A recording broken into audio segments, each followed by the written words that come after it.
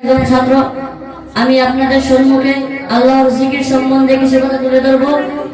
এর মধ্যে যদি কোনো ভুল ত্রুটি হয়ে যায় আমাকে ছোট ভাই হিসেবে ক্ষমা করে দিবেন। আমার বক্তব্যের বিষয় হলো আল্লাহর জিকির। হুজুর সাল্লাল্লাহু আলাইহি ওয়াসাল্লাম বলেন, জিকিরের দ্বারা যার জিহ্বাটা তাজা রাখবে, হাসরের দিন সে হাসতে হাসতে বেহেশতে চলে যাবেন। বলেন সুবহানাল্লাহ। যে পাত্রে যা থাকে কাজ করলে তাই পড়বে, ঠিক সেই ব্যক্তির দিলে আল্লাহর জিকির থাকবে। মওতের সময় তার কলব থেকে, তার জবান থেকে আল্লাহর জিকির বাইর হয়ে যাবে। বলেন সুবহানাল্লাহ।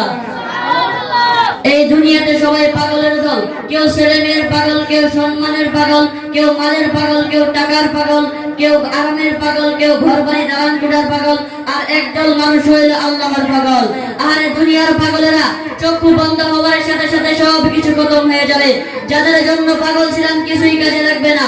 আল্লাহ পাক বলবেন, যাদের জন্য পাগল ছিলে তারা তোর খবর লোক, আমি তোর খবর নিব না। যারা আল্লাহর পাগল, তারা নামাজের পাগল, তালিমের পাগল, পর্দার পাগল, জিকিরের পাগল, তারা মনে করে কি কাজ করলে আল্লাহ পাক খুশি হবেন।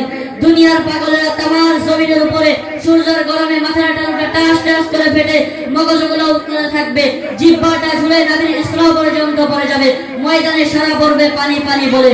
তখন জাকিরিনা অর্থাৎ তখন আল্লাহর আশিকেরা দৌড়াবেন আর বলবেন আমার আল্লাহ কই। তখন আল্লাহ পাক তার ৭০,০০০ নূরের পর্দা উঠিয়ে কুদরতি হাত বাড়িয়ে ইশারা দিয়ে বলবেন, আসো আমার পাগলেরা আসো, দুনিয়াতে তোমাদেরকে খুব করিয়েছি, আজ আর ঘোরাবো না।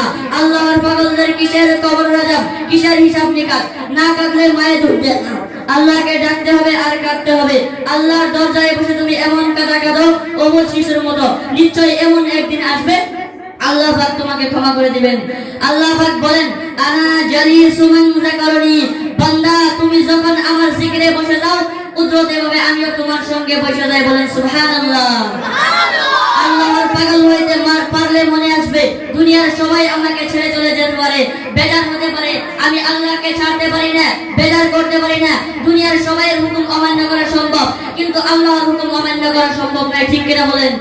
আমার বন্ধুগণ, আমার ভাইয়েরা, কবরে গেলে কেউ জিজ্ঞাসা করবে না, কবরটা আগুনের কুয়া হয়ে যাবে, ৯৯টা সাপে কামড়াবে, সচ্চিৎকার মারলেও ছেলে মেয়ে টাকা পয়সা বাড়ি গাড়ি কেউ জবাব দেবে না। ঠিক কিনা বলেন?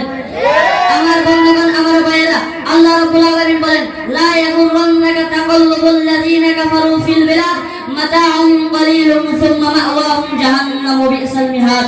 ওহে আমার বিশ্বাসী মুমিনেরা, কাফেরদের আরাম দেখে তোমরা কষ্ট পাও না। ওদের নামাজ নাই, ওযু নাই, গোসল নাই, সুদ খায়, ঘুষ খায়, ছেলে মেয়ের বিবাহতে কত কত বেহুদা খরচ করে, কত নাজায়েজ কাজ করে, তা দেখে তোমরা তা করো না, ভুলেও করো না।